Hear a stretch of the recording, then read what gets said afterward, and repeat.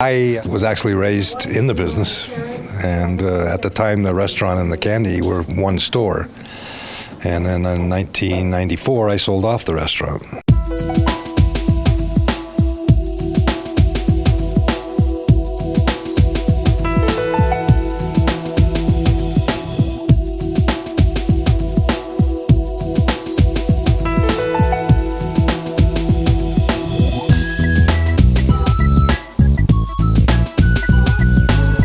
Ladies and gentlemen, I'm here at the Idle Isle Candy Company, Brigham City, Utah. They've been making chocolate the same way since 1921. Let's go in and see how it's made.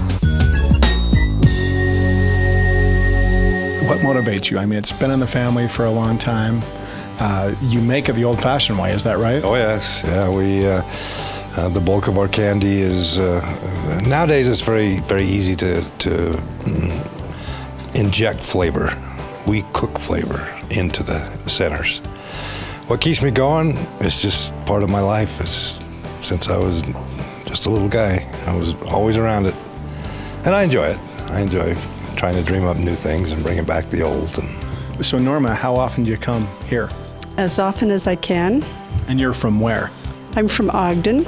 You travel all the way up here to get a fix at the Idle Isle Candy Company. Fix is it. If you dig out the old magazines from the Chicago, New York, where the big manufacturers are, they would have a single motor with a drive line that went down a wall, right, and then belts that came off of that shaft to run each piece of equipment.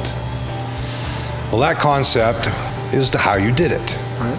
And by the way, I need to remind everybody that's looking at this, we wash our equipment right before we use it. That way we know it's clean. Right. And the health department actually thinks that's a good idea. My grandfather bought this used in 1935. So if you didn't want this one to run, He just flipped the belt off. then you just cut the belt off. Yeah. We had this relic that's still functional over there. And so I bought this one, and this one is our newest machine, 1953. The main difference is the power is all, the motor and the drive are all under it.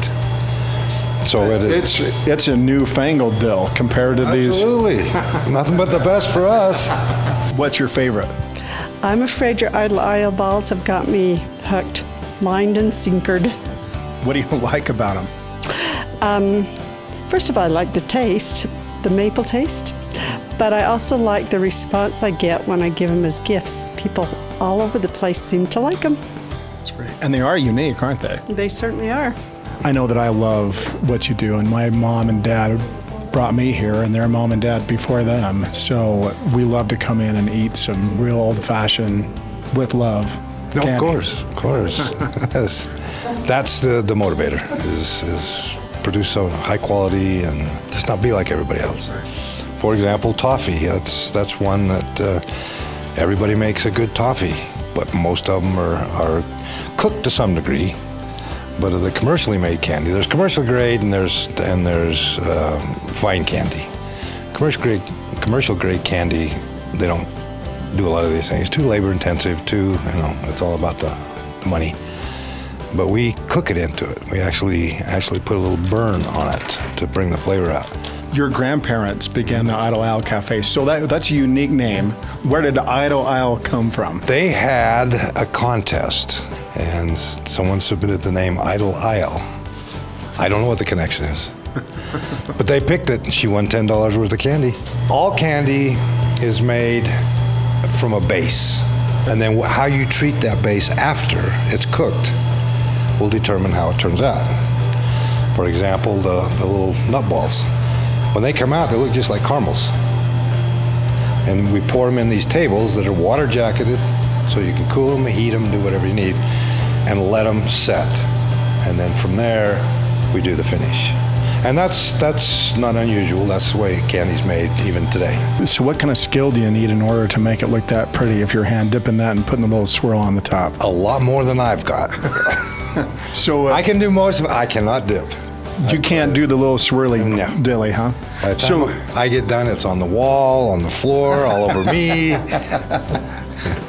Well, so I've seen some of those ladies. They're just really fast. They pound it a little bit and then take the finger and do the little swirly dill. It's a matter of getting the chocolate in your hand, and as it comes off, having the feel to make the mark. And of course, they have machines now to do that. But not an auto aisle. No. My grandmother went out of her way, and oh boy, I have a picture in my mind of what she used to look like when she was dipping. She made absolutely sure that there was the right ratio of chocolate to center, so that when you had a bite, you got that right ratio. And maybe that's how I learned to get it all over the walls and me and the floor and everything else, because when she got done, her apron was just covered. Can I confess? Please. Parents came here for probably 30 years to get all kinds of chocolates. That's where the fix probably started.